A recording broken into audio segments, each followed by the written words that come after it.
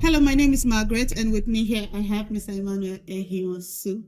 Yes, Mr. Emmanuel is actually he's an interior decorator. He's an author. Please tell us a little bit about yourself. Introduce yourself and tell us the names of your books and what inspired those books. My name is Mr. Emmanuel Hirsul. Um,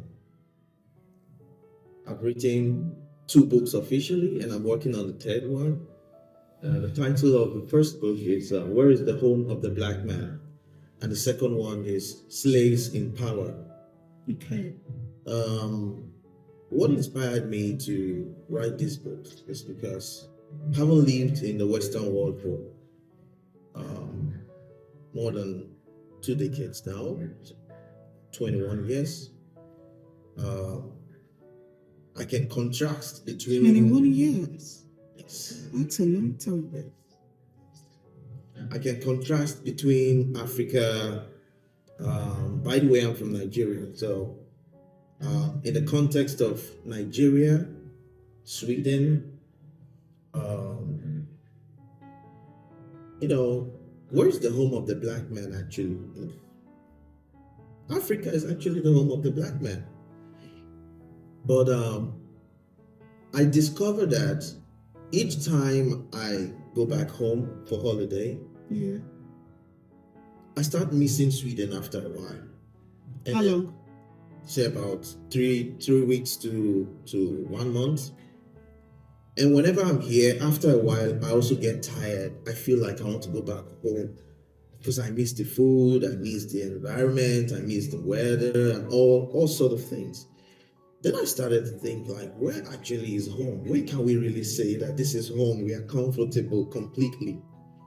And I just realized that there are a lot of things that is missing in the African environment, the culture, the way we do our things, the infrastructure, development, and all sort of things. So what makes me comfortable in Sweden is not available in Africa, in Nigeria. And what makes me also comfortable in Nigeria is also missing in Sweden. Give me examples of some of the things that make you comfortable in Nigeria. What makes me comfortable in Nigeria is the culture, our culture as African people, the way we socialize, the food, and the weather. Of course, you have the warm weather, constant heat. Heat. If you want to have the winter, you can just put on your AC and go inside and just chill But the food, the lifestyle of the people, Africa is real. Africa is real. And I miss home. I know what you mean. yeah. So I started drawing, beats, here and there. And I was working one day and I realized, and I was like, we are here working all the time, we break our backs, we're working, sit down all the time, writing, doing all sort of things, but what are the benefits over time when you start to get older and when you start to see that what drove you down here, the actual thing that brought you here, after a while begins to fade out. And then you start to understand that, okay, I came here because I want to be a better person, I want to improve myself. But now that I've improved myself to the level and the standard in which I operate in right now, what is next? And then you find out that over the years, it doesn't matter how much you do, you don't get to shine as though this is your home. So these are some of the things that I compared and contrasted. I decided to write a book about it, and with a question, of course, where is the home of the black man? It has a lot of things in the book. It talks about the way we think, it talks about how we carry ourselves and how we treat each other and our pride and all of that. 1 second. How we treat each other. Back home, we have, like you said, The African man, I believe the Nigerian man, I'm Nigerian myself, we are very friendly. We're open people, we invite strangers. But here, could you tell me a little bit about, you said something about how we treat each other. How do we treat each other? How? In your experience, at least 21 years is a whole lot of experience to draw from. There's a thin line between um, success and pride when Okay. it comes to the way we treat each other as Black people. Those who are very successful tend to uh, separate themselves, Okay. and For good for reason. good reasons. Yeah. And those who are, just starting life, just starting to come into the society and all of that, some of them are successful, but not in the process yet, or rather not there yet, but they have what it takes to become successful. So most of the times you will find that people don't want to guide their fellow Black brother or sister Checkmate. You hit on it. on what to do when they come to a land like this or come to a foreign land, because they feel that he will get better than you faster, or am I supposed to be selling the experiences that I fought for all these years? Nobody advised me when I came here, for instance. I had to make I had mistakes to and make all the learn from my mistakes and learn mistakes. from my mistakes, and I would just come and sell, the whole In your idea. opinion, do you think that that is an elevated Black man's behavior? Do you think that kind of behavior, that kind of attitude do you think it will promote the Black man? It will not promote the Black man. Obviously. It keeps causing the divide that we have in the society. And take, for instance, the Arabs. You look at the Arabs, you look at the Indians, you look at the Chinese. A Chinese man will have a restaurant and he will employ all Chinese people. They get the job while they're still back in China. In that context, when you look at it, we are having a problem with even employing our fellow Black people when we have companies and stuff like that. And sometimes when we employ them not because of trying to help them, but trying to take advantage, underpay them, and to give them extra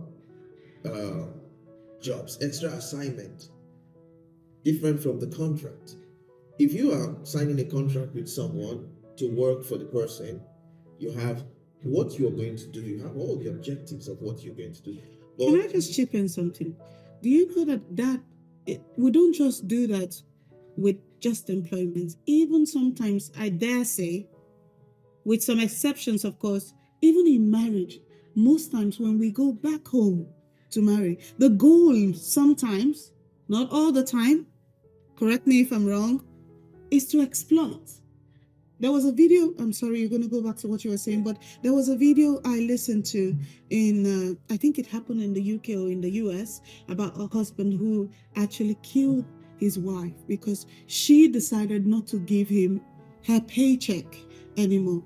Why did I bring this up? My question is, why are we as Blacks always trying to exploit each other?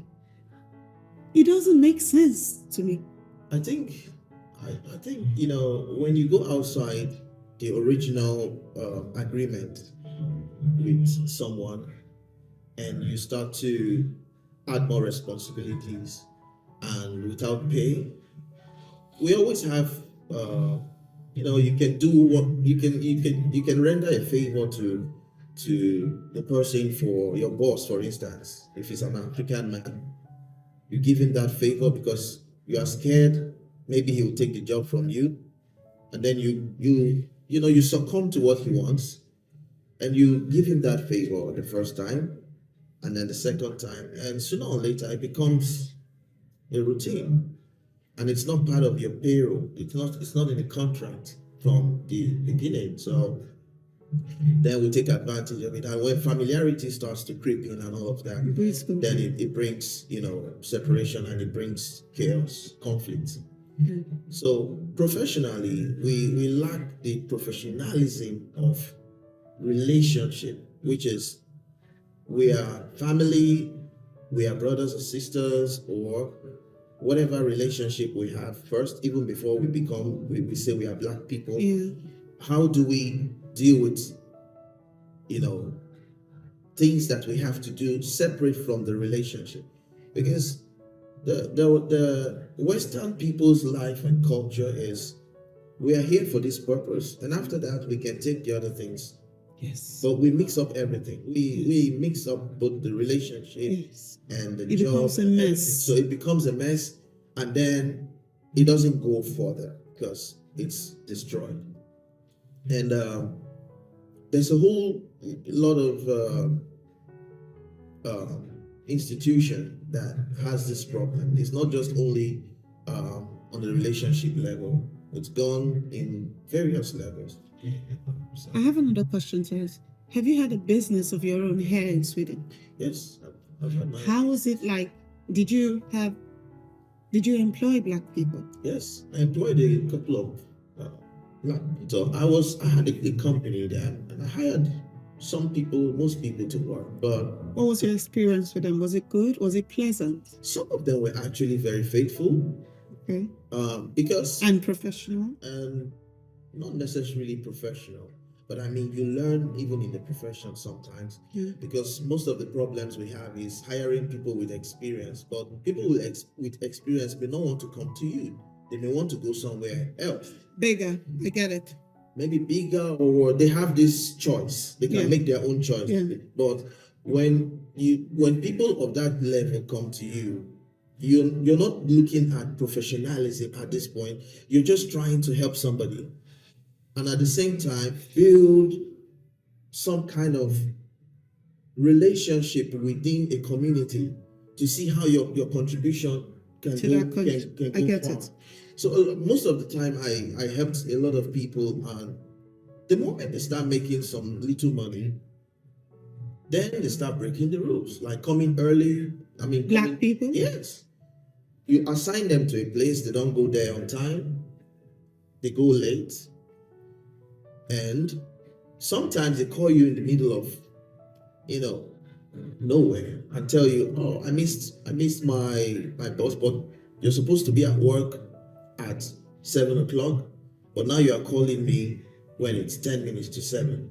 You know what I just realized? So I'm actually faulted. That what you just said, I have done that. And I feel so bad hearing you say that. I have done that to my employer.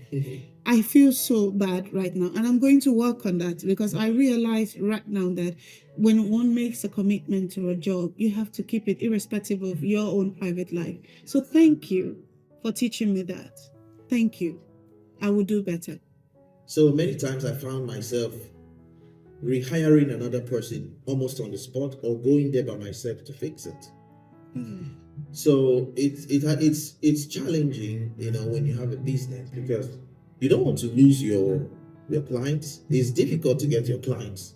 Once you have them and you have all of these clients, you have to be responsible enough to hold your clients, to keep them. Otherwise, when you start losing your clients, then there'll be no company, there'll be no business. So when you entrust your business to someone by employing them, you expect them to step up. So some of them will step up in the beginning because they are in a place where they really need it and they need the help. The moment they start making the money, They become too they comfortable. start getting, things starts working very well for them. Then they start, bringing all the attitudes into The job. I get it. So it's one of the things that makes it even more complicated with Black people. That's why I started with successful Black people not wanting to mingle with Those coming up. Because if you have suffered to build something, you don't want anybody to come and bring it down for you. So what do you do in this sense? You have to create a structure that will make them to, step up. But sometimes people undermine the structure when they notice that you've built a relationship with them. Okay. That is more brotherly and sisterly, or however you want to call it, especially in a Christian community where we call each other, brothers and sisters, Lord, and all of that. and we undermine the fact that even God is serious business. Oh my God. So I know him is my brother in the Lord. Doesn't matter if I don't go there early today, and then it becomes abusive. So those are some of the things the problems we have in the African community over time. Thank you so much, Mr. Emmanuel. In your 21 years here in Sweden, yes, you've compared how it feels here and how it feels back home, but how did you manage? Because I know, obviously, I can see you in front of me, you're a black man. I'm a black woman, I've been here for some years. My question is, and I know from my experience that sometimes it gets lonely. How were you able to manage that? Because you said something, you miss the structure, that's why you miss home. And then when you're home, when you're here, you miss the food back home. Because I know Sweden, it's not a very, yes, they're social, but not so social per se. So you are almost on your own, mostly when you're a foreigner. How did you manage that? Well, first of all, when you move to a new place or a country like Sweden, when you move here, something brought you here. Okay. You had a vision, you had plans of what you want to do and all of that. So the first thing that should be your motivating factor or driving factor is the fact that you have a vision. You're pursuing something. Okay. That's number one. Number two is you've got to be creative on your own to find your own place of happiness, your own place of joy. Okay. You get involved. I'm a musician. I'm a musician. You play the drum. I play the drum. And music has connected me to great minds and a lot of people. So I have another kind of family because of what I do recreationally. Okay. So that's another aspect. Then another aspect too is your job, your work. What is your work? Your job is different from your work. Okay. You go to your job and you're paid for your job, you have a salary, but when you come back home, you have something else that you're working on that will make you an entrepreneur in that sense.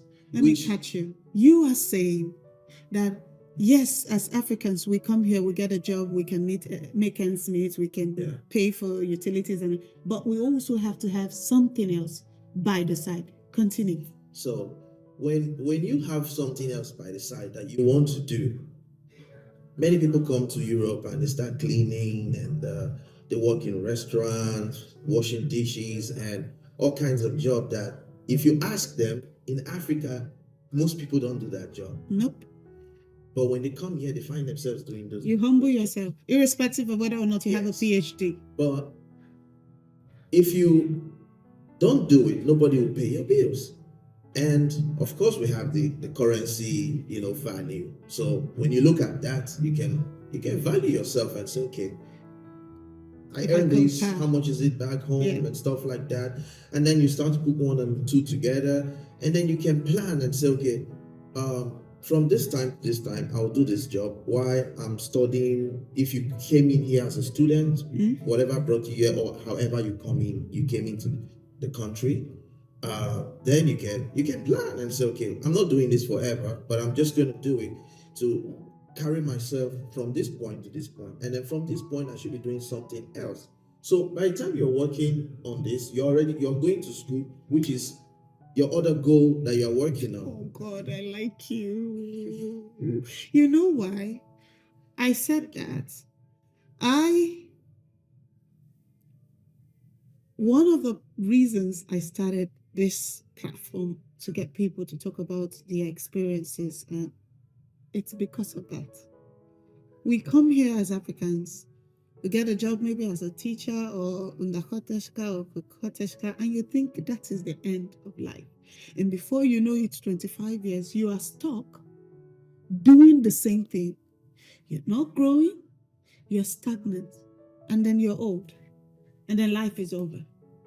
No dreams, you don't follow your dreams, they're dead. You don't think of, some of us, it's so bad that even when you've gotten that opportunity, maybe as a teacher or in the cottage, you don't develop yourself further. It means you stop reading. You don't want to go to school to even be the professional in that field that you're in. You just feel comfortable being mediocre. No, we are better than that. Yes. Elihu. Thank I you. have a lot of things that I do, but I could pave time to work on 3 books. It- And, see? and writing is not something you just get the time from. You have to create the time. And what actually helped me was during COVID, when everywhere was locked down and all of that. So it was an opportunity for me to focus and say, now that we are home, and thank God for Sweden anyways, because during that time most people lost their jobs, and we have job insurance here, so you can be home for a couple Yes, of and you can see you can pay your you can bills. still pay your bills and all of that. So Tack svenskar igen. yes, so I thought it's an opportunity to do something with your life, to go to another level. So I was able to write and create other things, and so when you are here, you don't only have to think within the context of Sweden. You can also have your things back home. You can think over there too. But it's just that when people stay here for too long, then they disconnect from home, because it becomes trust problem. You can't trust anybody anymore For good reason. for good reasons. Exactly. And then you cannot live there by yourself to do anything. But when you start visiting home regularly, you'll find that it's not the way you look at it. Because Really? one person's story, somebody will go home and say, oh, I went home to do this and I went to do that, and somebody cheated me and they took my thing, and somebody else will tell you, I'm doing this well back home. So you don't take other people's experience and attach it to your life immediately. No. Someone's experience is someone's experience. Just learn from there and find out what the person didn't do right. Why did it happen? And when you want to do your own, get enough information before you move. And if you are moving, create an alternative security, so that if anything will happen, it will not destabilize you emotionally and psychologically. Because sickness is not only when you are in the hospital bedridden. Yeah. Sickness is still moving, still breathing, still active, but sick. And that's the worst sickness you can ever imagine anybody can have. Because when you're emotionally down, emotionally disconnected, psychologically down, psychologically disconnected, there's little or more you can do. And then you have fears of things that you don't want to try, you don't want to do, because something happened to somebody that didn't happen to you. Or even if it happened to you before, Pick yourself up. pick yourself up. So anything anybody is doing, you just have to keep doing it and try to create an alternative. In fact, work on your alternative first before going into the real thing. Thank you. You can work and save this much and Invest. then invest Try something. and try something. And we have the system here allows you to do a lot of things. If you get an advice, if you get somebody to advise you from the beginning, the right advice can make you go a long way. You don't need to stay in Europe or Sweden or Western world for 20 years or 30 years or how many years to get yourself together. You can stay in Europe for just 2-3 years. And everything you want in life, you just put them in place and just manage them. Now your work is management. You're managing everything. That is now your work. When you come to that level, then you know that you've gotten someone who have given you a very good advice, the right advice. But those who don't get people to advise them and they are not information seekers, Let's not forget, yes, you put a lot of work into, you make a plan, you go get and all of that, but God helps also. God helps. Yes, because God helps. I've seen people who helps. thought they were intelligent and all, they put all these things together, and yet it's still hard. It doesn't mean I don't have struggles. I have a lot of struggles. Exactly. I still have struggles. I've had failures, I've had struggles. I'm still battling with some things. But in all, Keep moving. I'm moving. Yeah. I'm moving. I'm doing the best I can. It's not over yet until you say it's over. So that's it. I've learned a lot, which I'm not going to tell you today. I think I've told you one, but in due time, I'm going to make some changes myself, and then I would draw your attention to it and say, because I had this interview with you, these are some of the changes I've made in my own life, and this is the result it has brought. What is just one last advice? You've been here 21 years. You've, like you said, you failed. You picked yourself up, but you kept moving. You had a goal, and you're doing something. What is your advice to that person, not just the black man, that person who just came to Europe, I dare say, or to Sweden, who is looking to better themselves, to educate themselves, to be a better version of themselves? What do you have to say to them? What I have to say to them is, look for people who have made it. Look for people who have made it. And the only thing you can do is... 1 second. You said in the beginning of our interview that most times, most of the problems we have is that those people who have made something out of their life, they don't want to associate with the other people. Yes. So what character do you have to portray for those people to want to draw you close? Yes. Just know what you want as a person. Okay. If somebody wants me to help them, yeah, the way you come to me will make me understand that you really know what you want. Okay. But going to meet people for help when you don't even know what you want, you don't even know who you are, is difficult.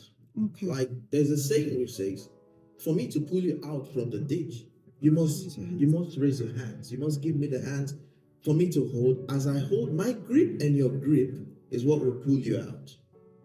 So, and if you want to leave the table that is heavy, you need somebody that is stronger than you or as strong as you to move it.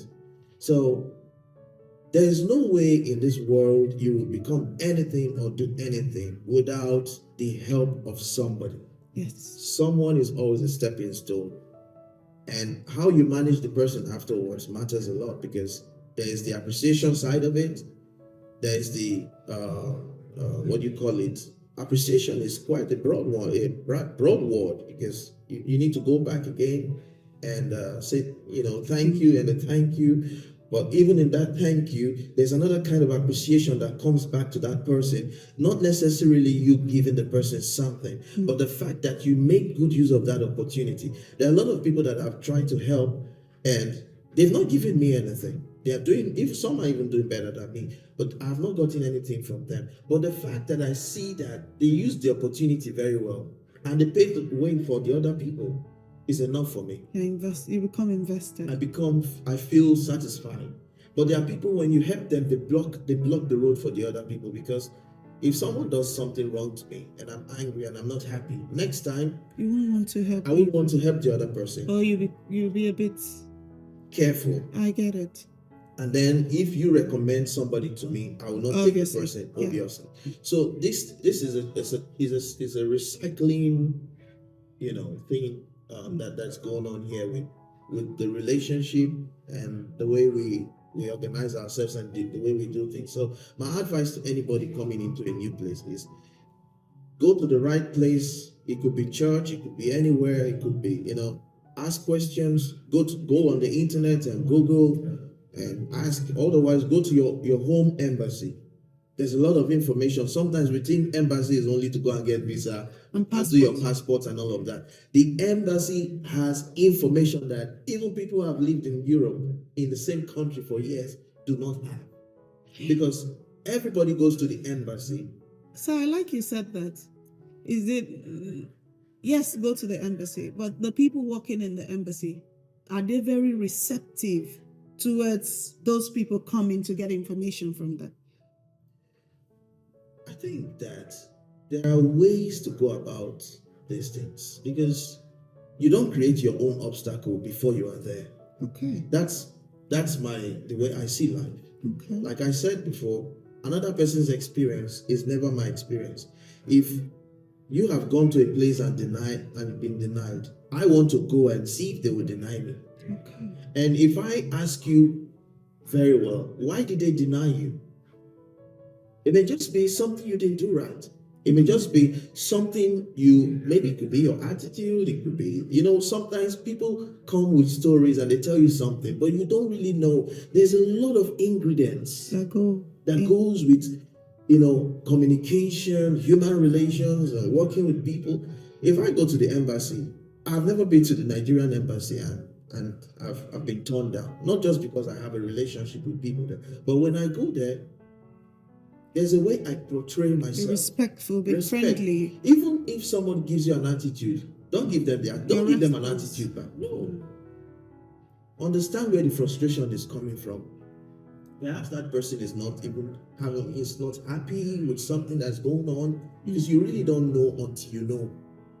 So don't take it that way, but you know what you want, you know what you're going to get. So always be positive, and being positive has everything to do with your character, the way you dress, the way you speak, everything about you is what will bring the things that you're looking for. It's not just going there because it's my right. When you have that mentality of it's my right, it becomes a problem. Always, first of all, I know it's my right, but I don't want to exercise my right, because everybody knows where the right limit is. So when you go into any place where you know you need help and you are the one actually who is seeking you have help, to be humble. So you need to pipe low until you get what you want. One last thing, this just came to me. You see that, for example, the Chinese, they have like an organization. They, apart from helping each other, if there's a problem for one person, they have like a body that can go to the government to address such issues. You go to the French, I believe they should have something like that. But our Africans, Nigerian, do we have like a body when you have like an issue, people who could go to the government to address that? Do we have that? Well, the Nigerian embassy is their duty, first of all, first hand. Okay. And obviously we have like the Nigerian Union, we have some other organizations that is outside the embassy, but they still need the embassy to function to a great level. Okay. So it depends on which of the organizations you get to join. Okay. So you find out when you go to a place if there's any of such things existing, like your own people from your country, they have a community of people doing stuff and what they are doing, because not all community doing stuff are actually doing things that will take your life to the next level. Some people just, form a party, just drink, just to, have fun and socialize and all of that. But we're talking about something that can be careeristic and impactful, positive. Yeah. So if it depends on because your time is very important. If you're going to be going to places where you should have used that time to maybe sit at home and draft one or two things or something. So it's one of the things that sometimes people are done. You can't just be everywhere and anyhow and everywhere, because your time is very important. Thank you. So when you put value to your time, the time will give you the value of in return. Like this interview, you are just somebody that is very, very strategic in the way you do your thing. I've been trying to, because of my time and this, but you've been I give it to you. Thank you. Thank you for doing it. I know that regardless of whether or not I was pushy or I made myself available, I made the equipment available, if you didn't want to do it, you would still not want to do it. So I'm so grateful you took out the time. Yes, but you see, thank you. Like I said, when people meet you, when you see the strength in which they are using to push for what they want, if you're smart enough, you just let it happen. Like this person, I'm seeing that this person is really serious. Okay, let me give you the time. Because most successful people will never give you that time until you have that seriousness. They see the drive in you that you really want it. That's why I allowed it. Nothing else. I've seen that you really want this interview. You've done, and I came in and I see that you prepared. Somebody who is prepared is prepared. So there you are. You've got the interview. And I'm grateful. It was a nice time. Thank you. It was so good having you on the show. Thank you. Have a wonderful. I think now it's time to go out and really. Thank you. Thank you so much. Thank you. Have a wonderful day. So thank you for viewers for watching. It's been a wonderful time, and Very impactful discussion with Mr. Emmanuel Hiosu. I have learned a lot. I hope and I pray that you would take what he said to heart, because in my experience, at least I've been in Europe for more than 5 years. He's spot on. You need to think about the things he said. If you need to rewatch this video, do that. I know that some of these changes, it's not going to come automatically. It may be gradually, but the most important thing is that you tell yourself, you're truthful to yourself that okay, like when you were talking, I told you some of the things you mentioned. I have actually done that, and I realized that I needed to make some changes.